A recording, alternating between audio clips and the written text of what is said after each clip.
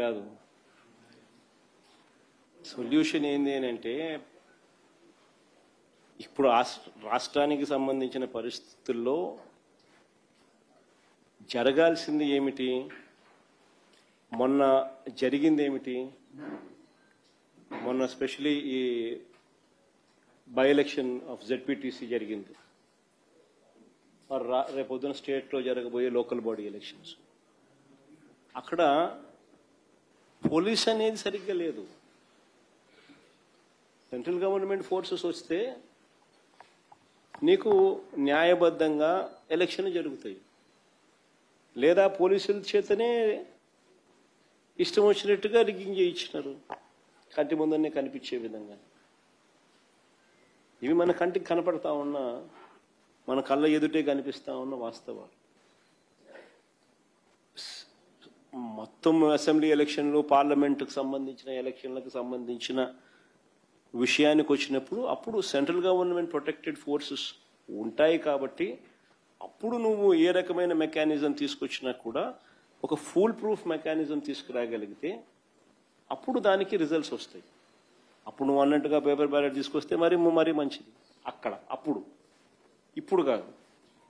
ఇప్పుడు చంద్రబాబు నాయుడు పోలీసులు పెట్టి ఇప్పుడు పేపర్ బ్యాలెట్ పెడితేనేమి, ఏ బ్యాలెట్ పెడితేనేమి చెప్పు, ఆయన పోలీసుల ఆధ్వర్యంలో ఎన్నికలు జరిగితే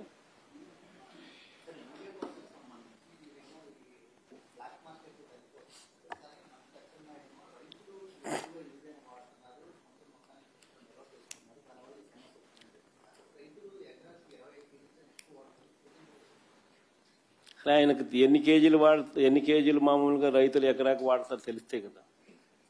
ఫస్ట్ ఆయన తెలుసుకుంటే మంచిది. కంటి ముందర కనపడతా ఉంది, కళ్ళెదుటే కనిపిస్తూ ఉంది. ఏ రకంగా రైతులకు అందని పరిస్థితి, ఆ రకంగా రైతులు ఇబ్బందులు పడుతూ ఉన్న పరిస్థితి.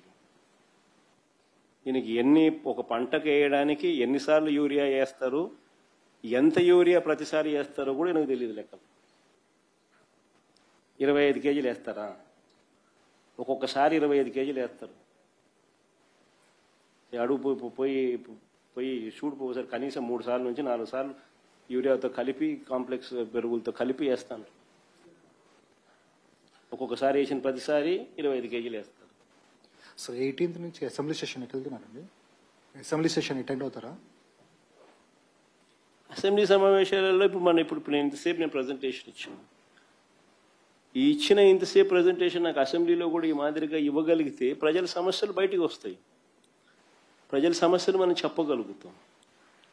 నీకు లేదు 175 మందిలో నువ్వు ఒక ఎమ్మెల్యేవు, నీకు ఇంతే సమయం ఇస్తాం 5 నిమిషాలు అందరితో పాటు, దాంట్లోనే నువ్వు చెప్పాలా అని అంటే ఎవడు చెప్పగలుగుతాడు? ఏమని చెప్పగలుగుతాం?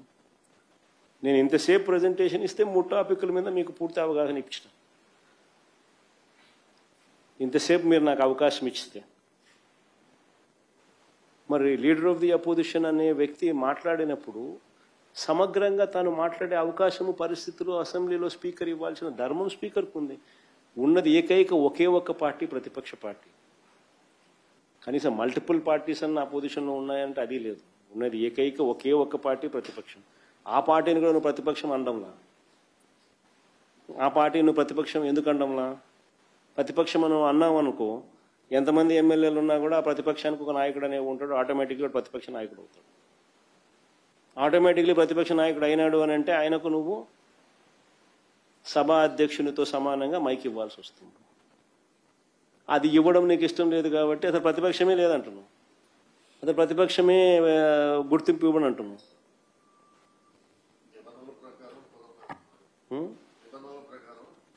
అదే చెప్పేది. అంటే బేసికలీ ప్రజల గొంతు వినపడకూడదు, ప్రజల సమస్యలు కనపడకూడదు, ఎవడో చెప్పకూడదు అనే ఉద్దేశంతో అసెంబ్లీ సమావేశాలు నడుపుతా ఉన్నప్పుడు కనీసం ఆ టైంలో మీ ద్వారా అన్న ప్రజలకు ఈ మాదిరిగా అన్ఇంటరప్టెడ్గా చెప్పగలిగితే, ఈ మాదిరిగా సమయం కేటాయింపుతో చెప్పగలిగితే కనీసం ప్రజలకు జరుగుతూ ఉన్న విషయాల మీద అవగాహన ఉంటుంది.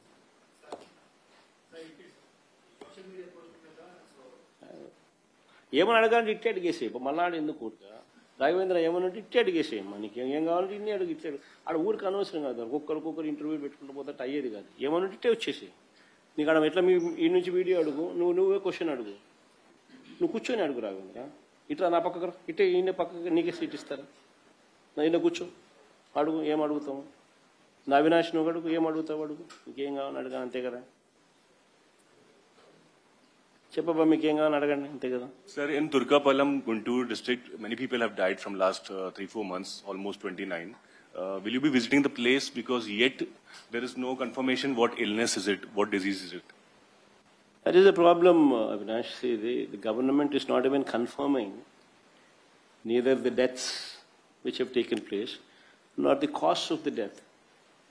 So the moment I go there, these people, see, I was there in Vijayanagaram earlier,